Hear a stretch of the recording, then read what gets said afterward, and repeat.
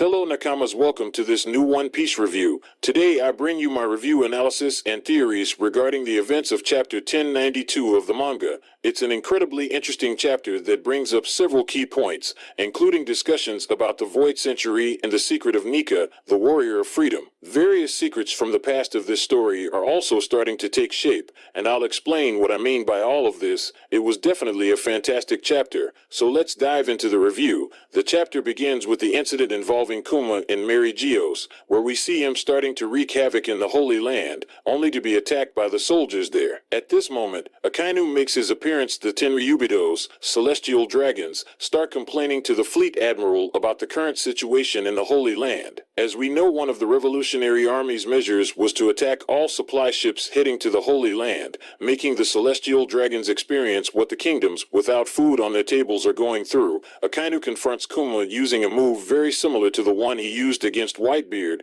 reminiscent of the Marineford battle. One interesting aspect is how Akainu notices that there's still some life left in Kuma and questions his intentions for being there. He also remarks that Kuma's situation is like that of a dead man. After all this, Kuma manages to escape alive from the fleet admiral's clutches. Realistically, Akainu could have easily killed Kuma here, but for some reason he didn't make the killing blow. It appears to be a calculated act, and I can't help but wonder if Akainu is showing remorse in this scene, as if he genuinely cares about Kuma. It's possible that Akainu and Kuma had some history together, maybe even as part of the Revolutionary Army or some other group before they took their current roles. This is a topic that deserves its own video. The chapter continues with Luffy facing off against Kizaru, which is a very interesting battle due to their dialogues. Kizaru wonders why Luffy would be willing to protect Vegapunk, and Luffy has a question of his own. Kizaru responds by saying that he doesn't want to harm Vegapunk, as he has known him for a long time,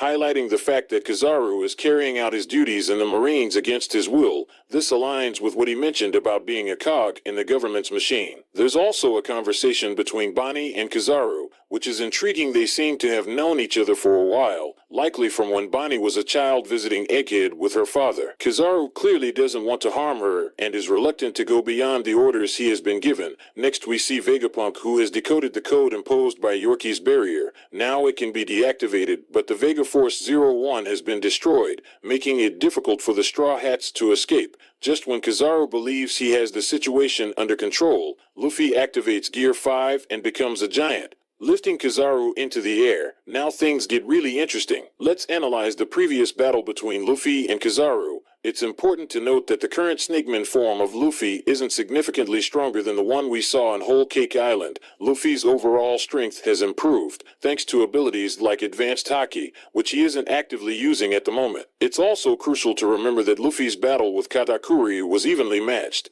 It wasn't a one-sided victory. Snakeman itself isn't much more powerful than before. It's just part of Luffy's upgraded arsenal. Kizaru being able to keep up with Snakeman shouldn't be surprising, given that he's an admiral with light-based powers and incredible speed. Now let's move on to the most intriguing part of the chapter. The Iron Giant has awakened once again in response to the liberation. However, the last time it woke up was 800 years ago, when Nika's Devil Fruit powers were last seen. The Iron Giant attacked Mary Geos 200 years ago, so it raises the question of what drove it back then, or what kind of energy it possessed when it attacked the Holy Land. It was believed to have run out of energy 200 years ago. It's possible that the robot simply shut down somehow, just as it had been inactive from the Void Century until 2 centuries ago when it attacked the Holy Land. I believe the answer lies in the rhythm of the liberation drums, more specifically, the sound waves at a specific frequency generating electricity. This aligns with what Zunesha mentioned when it said that Joy Boy had returned. This robot has awakened thanks to Joy Boy's reappearance. We'll delve deeper into this topic in a dedicated video. So what did you think of all these events in chapter 1092?